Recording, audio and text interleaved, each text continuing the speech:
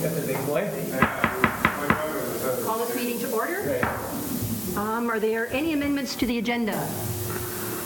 Otherwise, is there a motion to approve the agenda? Councillor Nixon, Councillor English, all those in favor? Carried. Motion to adopt the minutes of February 13, 2018. Councillor Orlando, Councillor English, all those in favor? Motion carried. Are there any business arising out of the, is there any business arising out of the council minutes of February 13, 2018? No public hearings, and I just have a couple of announcements. And there were a couple of many events last week that were very successful. Just want to highlight the high school tech summit, which started last Thursday, which was really successful at the high school. Very well attended. I think the high school students were really excited about it, and it's carrying on this week. So that's a great event. That evening was the startup event. And that too was very successful. It's really amazing how many good new entrepreneurs we have in this community. It's really pretty exciting, and the buzz was unbelievable at the meeting. And the Revelstoke Rod and Gun Club had their banquet on Saturday night, and as usual, it was the event of the year, sold out, and very well attended. And tonight there's a community policing meeting at the McPherson Room at the Community Center at 7 o'clock. All right. Delegations. Kathy English, you have something to tell us. Our favorite.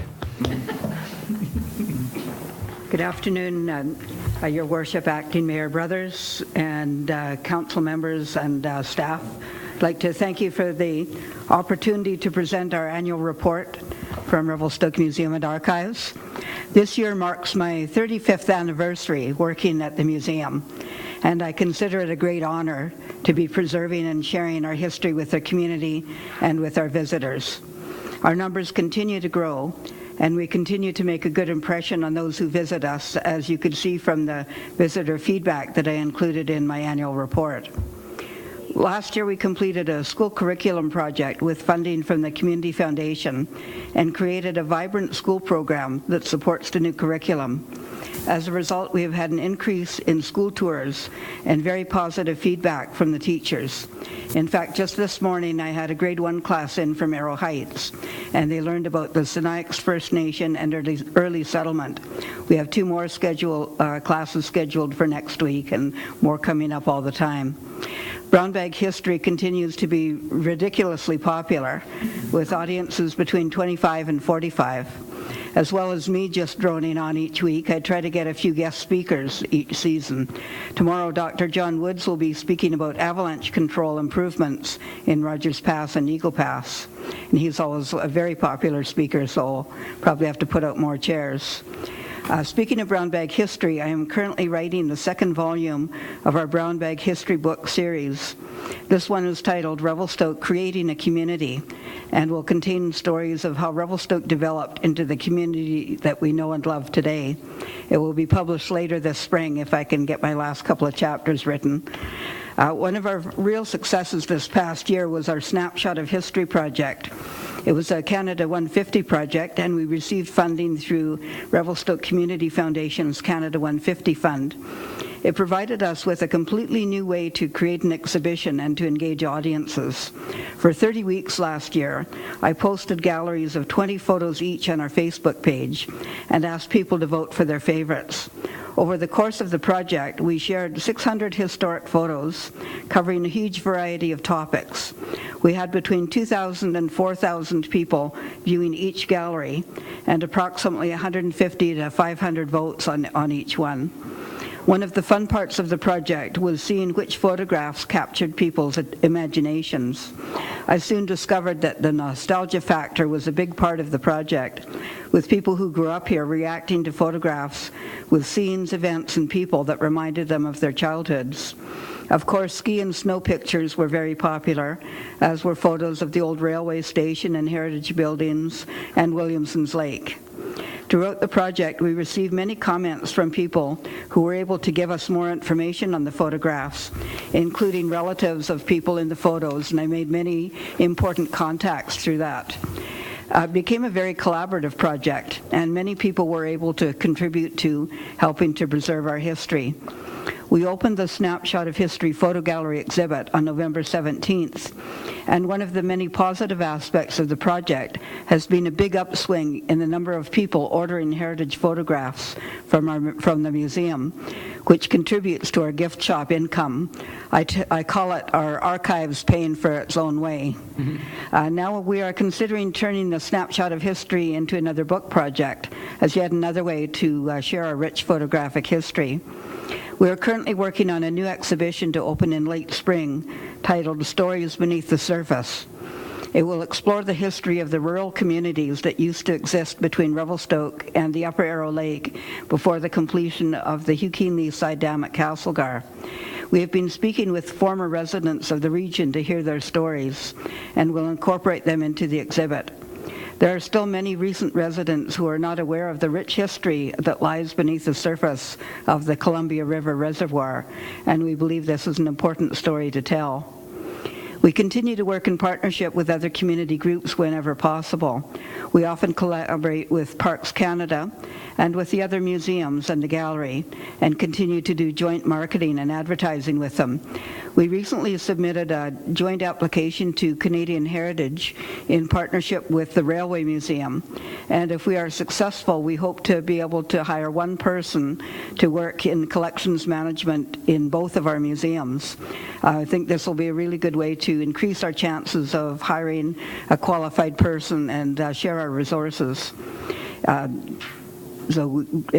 a chance to be able to offer employment at both institutions. The museum is also looking forward this year to working with the North Columbia Environmental Society. They're doing this new initiative called 100 in One Day. It sounds like a really great project, and we're excited to be part of that one as well. Our gift shop continues to be very successful, and as well as providing a venue for local artists and artisans, it provides us with additional funding to help us run our programs. Our excellent board of directors provides solid financial and organizational direction. We appreciate our many volunteers who contribute in so many ways, helping with children's programs and events, maintaining our heritage garden, helping with research and collections management. We are fortunate to have so many people willing to help. We thank the City of Revelstoke for your continued support of the museum, and we also thank Gloria Donato, Director of Parks, Recreation and Culture, for her support and guidance. We appreciate the care that is given to our lovely heritage building. Thank you for your time and for your continued support. Any questions for Kathy? Councillor Nixon? Just kudos on thinking outside the box and coming up with a position that could be shared between the museums. I think that's really the way to go nowadays, so good on that. Thank you. Any other comment? Councillor Duke? Oh, I'd just like to say I'm so excited that you are a curator to our museum, because the job you do is incredibly fantastic, and all the advocacy you do and getting on Stoke FM on a monthly basis and all the events that you're a part of running, and the museum since I've been here has just leaps and bounds improved. So thank you for all your efforts. Thank you, Councillor. Anybody else? Kathy, I think everybody reiterates that. We say it so many times, I hope you don't get bored of hearing of it. But Not at all. But it's just such a big, important part of our community, and you just share the heritage, and the young people get to experience, or the people who arrive in Revelstoke get to experience and understand the heritage. So thank you very much. Thank you very much for your time. Thank you. All right. Going to the recommendations from Committee of the Whole, I have a motion for 3A. Councillor Souls. Your Worship, I'll bring forward that the Recreation Facilities Code of Conduct Policy PRC-7 be approved. Seconded by Councillor English. Any comments, questions? All those in favor? Motion carried. 8B. Your Worship, I'll bring forward that the Council approves the City's 2018 property tax distribution and related budget reflect option B with a 0.4% shift to the business class. Motion by Councillor Nixon, seconded by Councillor Souls. Any further comment on that?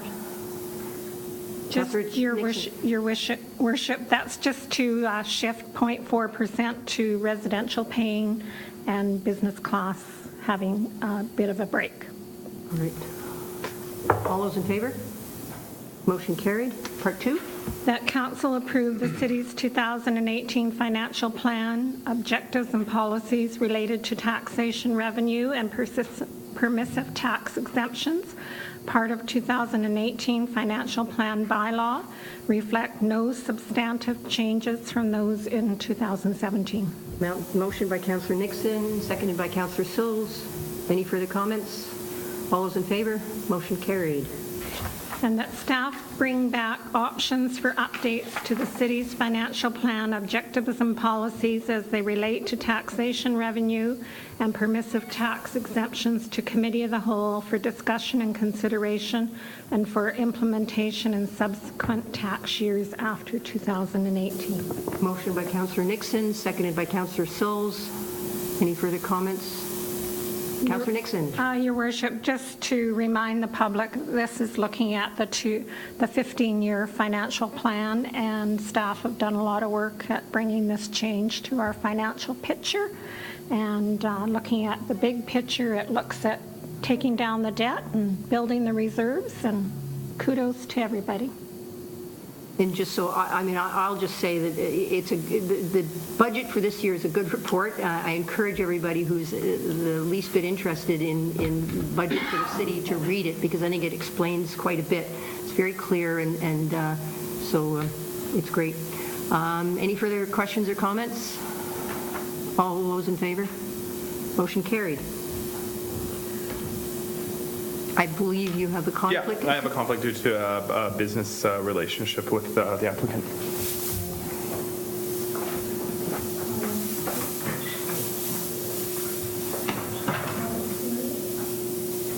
Councillor Worship, Sills? just before we move on to that conflict issue, we're going to just do the appointment to the Tourism Advisory Subcommittee. So I'd be, Item C. See. But that's the conflict. Oh, yeah, that's the conflict. okay. So you'll bring it forward, Councillor? I'll bring that forward. So that Councillor Brothers be appointed to the Tourism Advisory Subcommittee of the Revelstoke Accommodation Association. Councillor Nixon, seconded. Any further comments? All those in favor? Motion carried. Get Mr. Councillor Orlando back.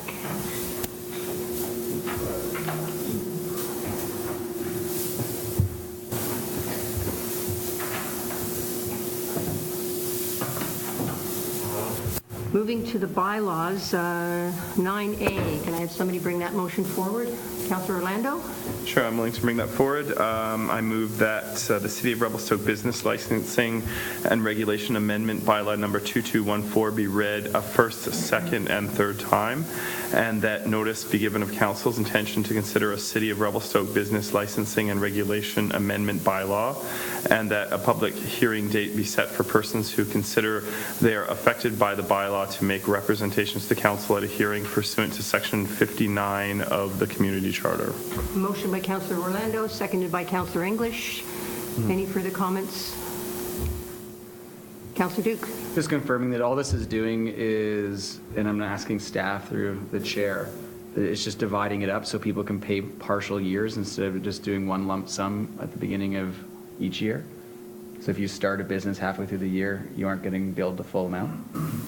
Actually, Your Worship, we have 4 opportunities for people to have their business licenses prorated. So we're reducing it to just at 50%.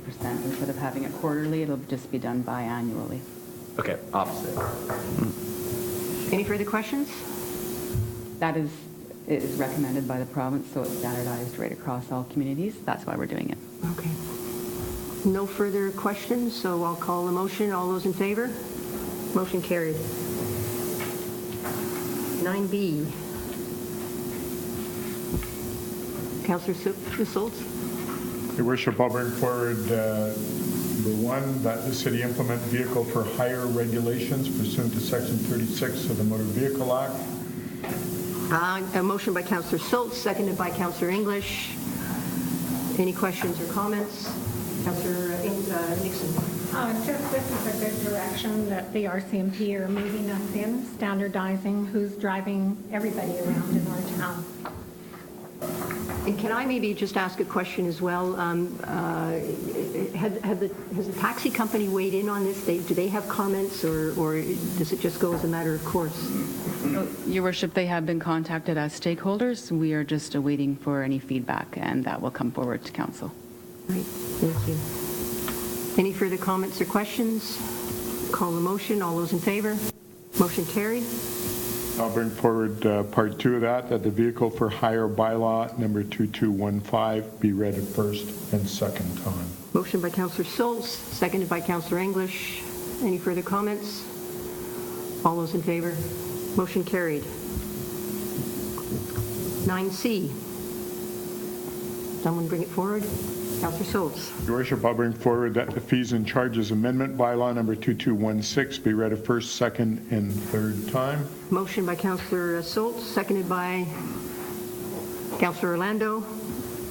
Any further comments? All those in favor? Motion carried. 9D. Councillor Schultz again. Your worship, I'll bring forward that the municipal ticket information system amendment bylaw 2217 be adopted. Motion by Councillor Schultz, seconded by Councillor English.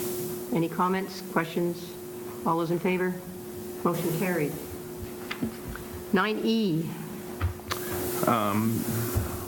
Councillor Orlando. Your worship, I'll bring them forward. I move that the development cost charges amendment bylaw number 2218 be given first, second, and third readings. Motion by Councillor Orlando, seconded by Councillor Nixon. Any further comments? All those in, Councillor Orlando? Yeah, I was just going to provide a little bit of background for people. It's basically mapping amendments to do with additions to the boundary and just trying to make sure the mapping is consistent with the bylaw. Yeah.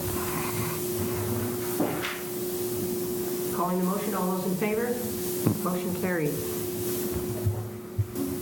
We'll go on to staff reports. 11A, I think you have a conflict? Yes, yeah, I declare conflict due to business relationship with, there's applicants saying that one of the Any other presentation?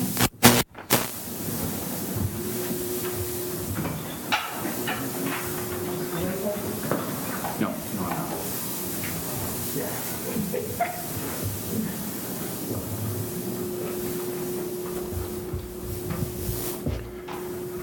Thank you, Madam Chair. This application is for 131, 135, and 141 Columbia Park Drive. This is an OCP amendment, a zoning amendment, and a development permit application to permit a 9-unit townhome development on the subject properties. The proposal uses only a portion of the most southern property, which I'm assuming is 131 Columbia Park Drive. So I guess this map's probably best. That would cut off about here and encompass this part of the parcel, these parcels. Part of the proposal is to amalgamate those into one lot. This existing house would be demolished as part of the development. Here's a landscaping photo. There's a half-decent perspective drawing there. Approval of this proposal would be subject to the subdivision approval to realign the properties, as I discussed. I need to clarify an error in the staff report, which went out to council, in that the report specified that there would be 9 5-bedroom units. The plan actually shows 1 5-bedroom unit, 4 4-bedroom units, and 3 3-bedroom units. Unit size, number of bedrooms, basically the interior of the building is not regulated through the development permit process. If council has consideration or wants to consider issues around number of bedrooms, size of units, that sort of thing, that needs to be addressed as part of the zoning process, which we can discuss further if there's any questions or concerns after this presentation. The proposed amendment for the OCP is from T3, a suburban land use, to T4, walk-up residential. The current OCP designation of T3 envisions single-family residential neighborhoods, with T4 considering medium-density development similar to this proposal. The rezoning proposal is from R1, single-family residential zone, to R3, medium-density multifamily zone. Staff are satisfied with the design of the development. Finishing includes hardy plank, wood trim, artificial stone accents. Units each have patios. If there's a picture, you can kind of make out the rear there. There's additional screening on the patios on the rear here to try to mitigate the impacts into the what will be the remaining house next door into their rear yard. 21 parking stalls are proposed. We can go back to the landscape drawing. 18 of those are within the double garages for each unit, and which leaves 3 permanent visitor parking stalls and additional parking in the summer when the snow storage is free. Substantial landscaping is provided. These 2 mature trees are existing and will be preserved as part of the development on the frontage.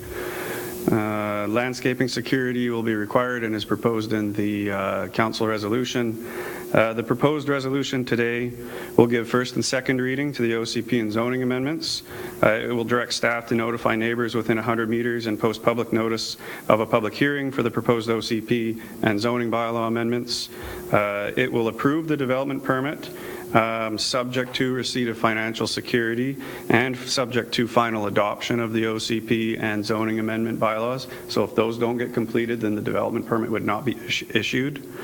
Final adoption of the rezoning is also subject to satisfactory engineering design and subject to preliminary subdivision approval, and as well as Ministry of Transportation and Infrastructure as the properties within 800 meters of a controlled access highway.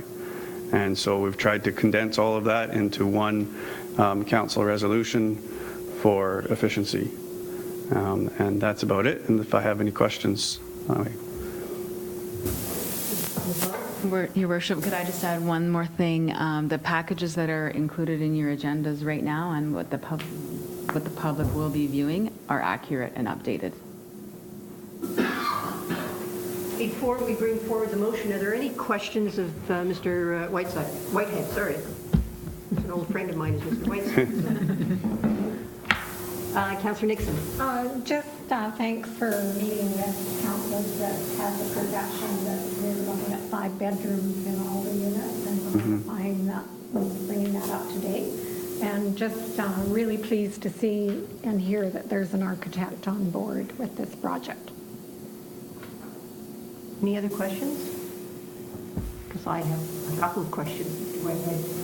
And I see that there are a lot of bedrooms, and that's what raised it, and that's why we came and asked, a couple of us came and asked a couple of questions. But I just want to be clear. Single families can live there, but can they also rent out rooms? And if that's the case, that might be a solution to our housing issues here. But I want to make sure, are you okay with that planning if rooms are rented out? How many can they rent out? And then do we have enough parking if in fact some of the rooms are rented out? Yeah, it's a bit of a challenging concept and question in that. So boarding is, well, let's back up to single-family uses. Single-family uses allow one family in a dwelling unit. So each one of these dwelling units allow one family of not a restricted number of people related by blood, marriage, adoption, etc. Non-related individuals max out at 3 per unit. You can imagine the difficulty in enforcing such a thing as to how we would prove who's related. And it also states that they must be non-transient. So your buddy's coming over for the weekend, sleeping on the couch or in the spare bedroom. That's not prohibited anywhere in any zone in the city. Now, I don't think we'd want it to be. But when it comes to Mr. Bylaw enforcement knocking on the door saying, you know, we have reason to believe we've got more than 3 people living here, and they say, oh, this is my buddy on the couch, he's leaving next week, and they never leave. So it's very challenging in resort communities across the province, that kind of issue. As far as renting rooms, boarding is a permitted sub-use of this property, secondary use. That allows 2 to 5 people to be rented to, in addition to the family dwelling in the unit. So you could have quite a number of individuals there. As far as parking impacts, I can't speak too much to that. It really depends on what the end use of the property will be. Three stalls is a bit low, and where that parking would happen, if it does happen, I'm not sure. It could go on the street, a few stalls, possibly, probably not in the winter. That's kind of what we're looking at in the proposal. The number of units, the parking ratio was derived from what's common in larger centers. I believe Daniel used, what was the parking ratio you used? 0.2 units per, 0.2 stalls per unit for visitor parking. That doesn't envision permanent residents using the visitor parking, though. So what our bylaw calls for per unit is 2. If council wants to consider additional numbers of additional parking, redesign, that sort of thing, that's certainly within council's realm at this stage of the rezoning, or after a public hearing before adoption to request additional parking. And just a follow-up question on that. If people do rent out rooms, is that a business? And do they have to get a business license? And is that a way of regulating to make sure there's no abuses and that kind of thing? I did check the business licensing bylaw. A rooming house does fall under the business licensing bylaw. Does it happen in practice? I don't think so, not often. It's a very difficult thing to regulate and to enforce. You get into the realm of regulating users over use, which is not permitted in the community charter. Thank you. Thanks. Councilor Duke. Just because we're on this thread, I think that 3-bedroom houses are what we need most in the community right now, because it hits that price point that families can actually afford it, and the higher density is going to be really good. This infill, I think, overall is a fantastic project, and it's nice to see it come forward. When somebody buys a brand new condo, whatever it is, they aren't going out there looking to put a whole bunch of people into it. And in my experience, that is. They want to keep the unit in good condition because they just purchased it, and they're usually looking for families or looking for couples or of that nature. So I'm not concerned about this unit being completely jammed to packed with 7 people in each unit. Overall, I'm excited about the project. Any other questions or comments of Mr. Whitehead? Oh, Councilor Nixon. Your Worship, I think we're just taking this out to the neighborhood is the next step. So I think we should take it out to the neighborhood and see what they have to say. And infill projects, I'd like to see more of them in the community. I think this kind of actually opens the door for a whole bunch of people that used to come to City Hall and want to do sort of infill projects, and maybe they can come back with their ideas too. All right. Mr. Chabot, do you have any comments? Nope. All right, so if we can move forward with the motion. With the 9 motions here, here we go. There's a fast forward button on that thing if people are watching it later. 11A1, that the application OCP 2017-01, Zone 2017-08, and DP 2017-11 be accepted. Motion by Councilor Duke, seconded by Councilor Nixon. Any further questions or comments? All in favor? Motion carried. Number 2, that official community plan amendment bylaw number 2219 be given first reading. A motion by Councilor Duke, seconded by Councilor Nixon. Any questions or comments? All in favor? Motion carried. Number 3, that the opportunities for consultation with persons, organizations, and authorities that are considered to be affected by the proposed amendment to the official community plan as described in the report are appropriate and sufficient to meet the requirements of Section 475 of the Local Government Act. Motion by Councilor Duke, seconded by Councilor Nixon. Any questions, concerns? All those in favor? Motion carried. Number 4, that the official community plan amendment bylaw number 2219 has been considered in conjunction with the city's financial plan and waste management plan as required in section 477 of the Local Government Act. Motion by Councillor Duke, seconded by Councillor Nixon. Any questions? All those in favor? Motion carried. Number 5, that the official community plan amendment bylaw number 2219 be given a second reading and a public hearing be scheduled. Motion by Councillor Duke, seconded by Councillor Nixon. Any questions? Motion, all those in favor? Motion carried. Number 6, that zoning amendment bylaw number 2220 be given first, second readings and a public hearing be scheduled. Motion by Councillor Duke, seconded by Councillor Nixon. Any questions? All those in favor? Motion carried. Number 7, that development permit DP 2017-11 for the construction of 9 townhouse units at 131, 135, and 141 Columbia Park Drive be supported. Motion by Councillor Duke, seconded by Councillor Nixon. I assume there are no questions. All those in favor? Motion carried.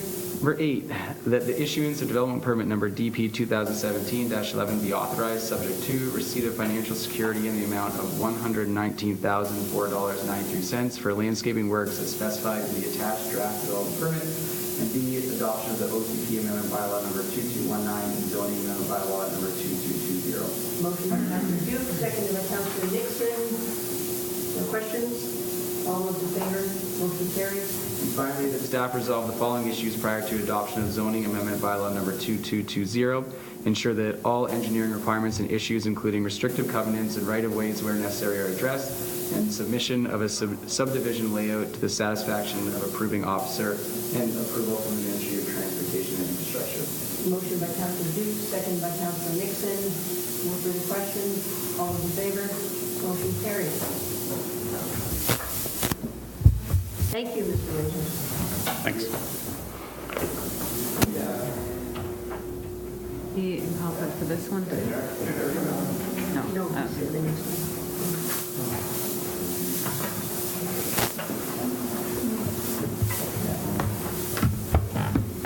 Okay, and number 11B, somebody bring that forward. Councillor Stoll, thank you. Your Worship, I'll bring forward B, that the Mayor and Director of Corporate Administration be authorized to sign the Vancouver Foundation grant agreement on behalf of the City of Revelstoke in support of the Pathways Out of Poverty project. Motion by Councillor Stoll, seconded by Councillor Orlando. Any questions or comments? Councillor Nixon.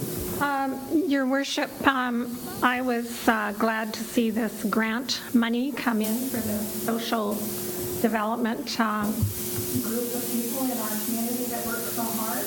And if you look back at the history of the social coordinator position that came in when the ski hill came in, one of the things that the social coordinator was to do was to go out and find money to support her position for paying for the position.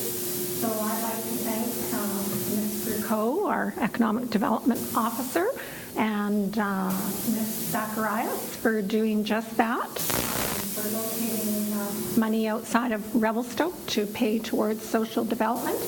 And looking at the budget that came with this proposal, I just have a question for staff. Looking at the top line of the budget, perhaps Ms. Frico could tell us how that's going to be corrected. 20 hours works out to be quite a bit per hour. Hi, yes. Can you hear me? I think so. Okay, so the 20 hours a month of social development coordinator time, this budget's a little bit confusing, and part of the reason for that is that this is actually taken directly from the application. So that's one piece that's a little bit confusing. The amounts that you're seeing, the 28,800, that's the total amount to go towards poverty reduction per year. A portion of that is based on funding that's already provided through the city. So the city puts money towards the social development coordinator role. That role covers a considerable portion of this 28,800. So the total amount requested from the Vancouver Foundation is 43,200, which is split over the 3 years. So the additional amount of 43,200 is already accounted for hours that the social development coordinator is contributing. The reason for this and the way this was broken out is that as part of the requirements of the grant, we had to contribute a certain amount of money towards the project. And so we used the money that was going towards social development to fund the portion of poverty reduction wages, a portion of the poverty reduction wages for coordination towards the project. The reason we could do that is when we looked through, before we submitted this grant, I looked carefully through the requirements for the grant, and it was clearly indicated in the grant that any funding from the project had to go to addressing systemic roots of poverty. So when you take a look at what fits under those categories, a good portion of the work that Jill is already doing, Ms. Zacharias is doing, is poverty reduction work. So all of her work, and that doesn't just include the Poverty Reduction Working Committee. So her work on the Poverty Reduction Working Committee could be included work with the Child Care Society, anything child-related that was addressing systemic roots of poverty could be included. Anything that touched food security could be included. Anything that touched community-based literacy could be included. So when we added up all the hours that Ms. Zacharias was spending on those topics, we figured out, okay, how much of this can we say is legitimately poverty reduction work that's already taking place? And if we take a look at that, what would be the cost or what would be the amount that would then we could use as matching funds for this grant? So that's how that worked out. So in terms of the actual funding from the Vancouver Foundation that's going towards or contributing towards poverty reduction coordinator wages, it's $43,200 over 3 years, which is $14,400 over per year. So that amount goes towards the coordination of the project, which works out to approximately 20 hours a month. Your Worship, so council only can make decisions based on what's in front of us in writing, and we haven't seen this before. So I can understand why I'm not clear on this, but that still comes out to a fairly expensive hourly wage. So I'm wondering if staff could look at prioritizing the work plan or amending the work plan so this work can get done, but maybe there's stuff in the social sector that could be discussed at the social committee and some of that work could be let go. You know, that stuff that's been going on for 6 years, like I know the report that's attached here is 6 years old, and another 3 years makes it 9 years worth of work. And I think it's very worthwhile work, but I'm just looking at that hourly wage seems a lot. Even cutting it in half, it's still a lot. Okay, so in terms of what we put forward as the hourly wage, we based it on what the current hourly wage is for the project, for our social development coordinator. It's the same wage for all the projects. What I would say is that in terms of what I'm hoping to aim this at, so the reason why I was in support of this grant is that I do think we have some fairly significant community social issues. So for example, housing is one that I'm looking to aim this at. So over the last year when we took a look at what the social development coordinator role was, and that position should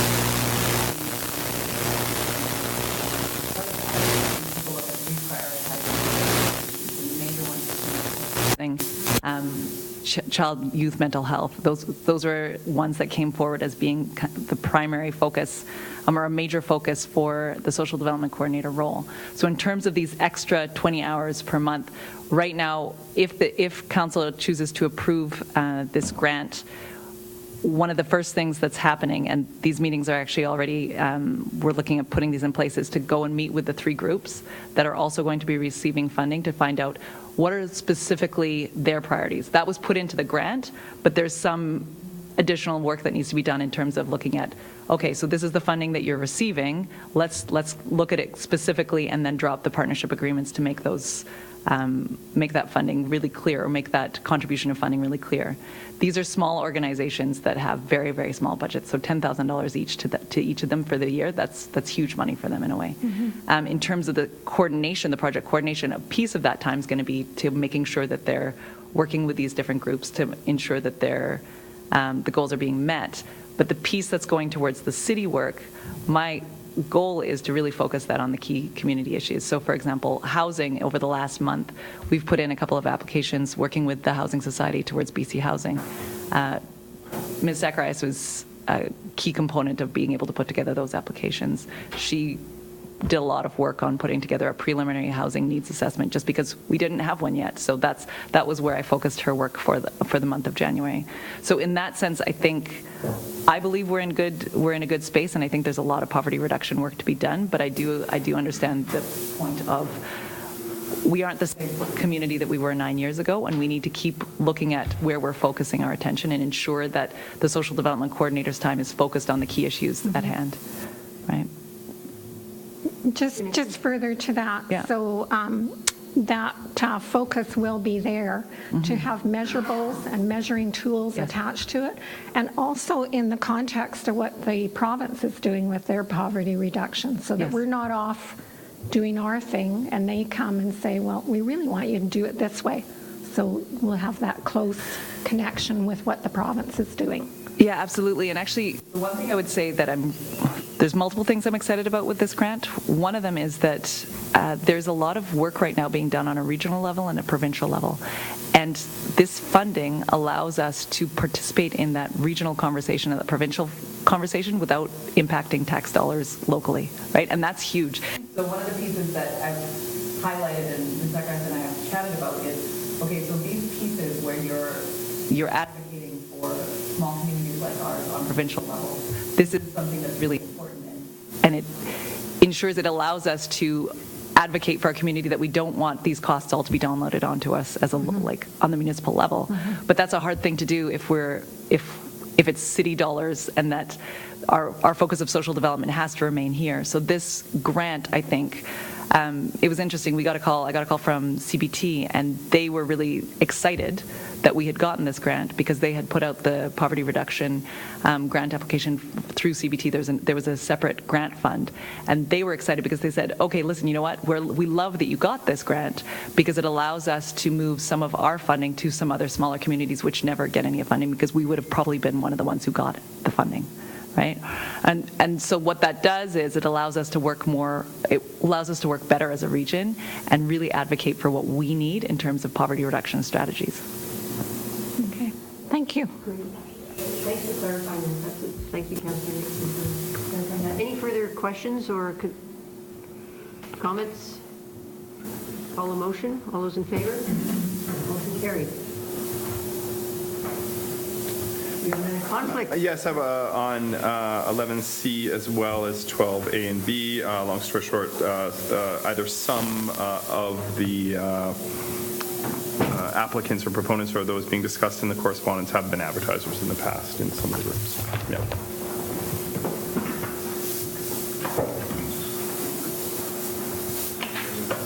For the Air Charter Service update completed by the Director of Economic Development dated February 19, 2018 be received for information.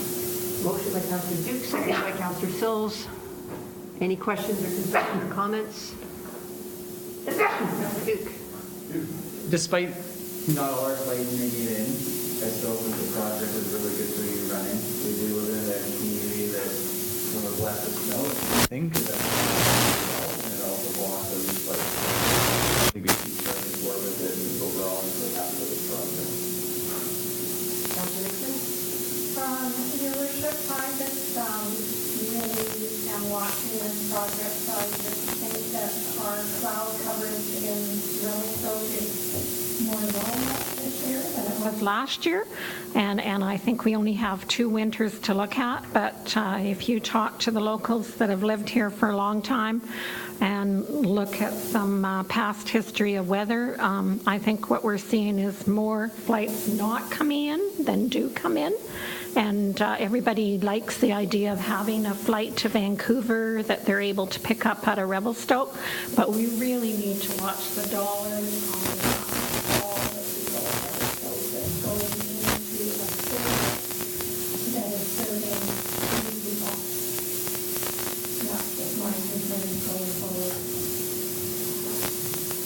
I just have a question. It says 55% occupancy, and we contribute something like $89,000. Does that mean that we might be out 45% of $89,000? Is that what we're looking at? It's hard to tell at this point, but yes, that's what that means. So we might lose half of that 89,800 or 45% of that 89,800. What's unclear and what makes this a bit of a tricky one is that depending on how many people are on that service and when it's diverted, all of these factors change the cost of the flight service. So actually when it's diverted, it costs us less. So that's great in some ways, but not good for marketing or advertising. So that's the tricky piece. The 55%, the product is continuing to be marketed, right? So there's still a lot of seats that are remaining to be sold, and the ones more recently have had actually more people on them, right? But yes, it is possible that we will lose money on this product, and that's why the economic opportunity funds were put in place. Because I see what you're saying, Councillor Nixon. I think it really has to be monitored. But on the other hand, if this is a really bad season and we end up only having to contribute $40,000 for the opportunity of seeing how this works out and carrying it through, I think it's worthwhile still keep monitoring it and moving it forward, simply because the people I've spoken to, it services a small number of people, but the number of people it's servicing is growing. I'm just surprised that it's not just tourists, it's people coming in to do business here, which is really good for the community, I think, having that option. So I'm in favor of saying yay for it, everyone. Any further comments or questions, or call a motion? All those in favor? Motion carried.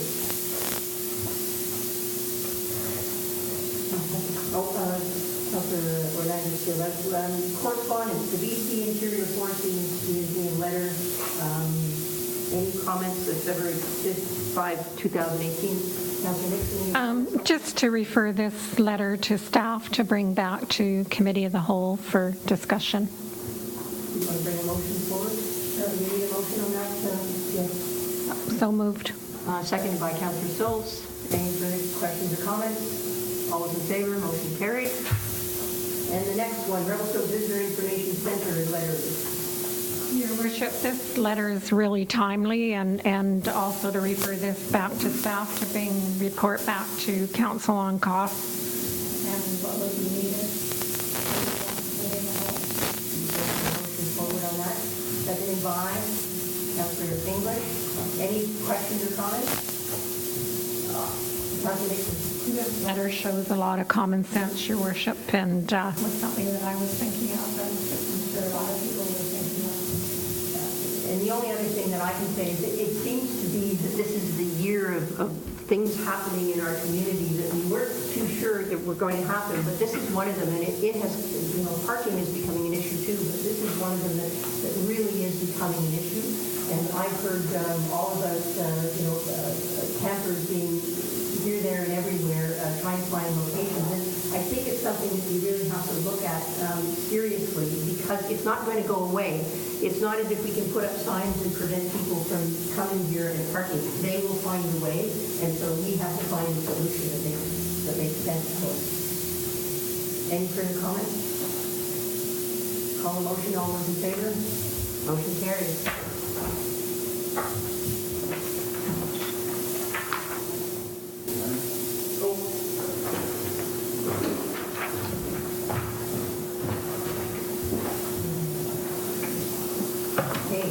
Communications.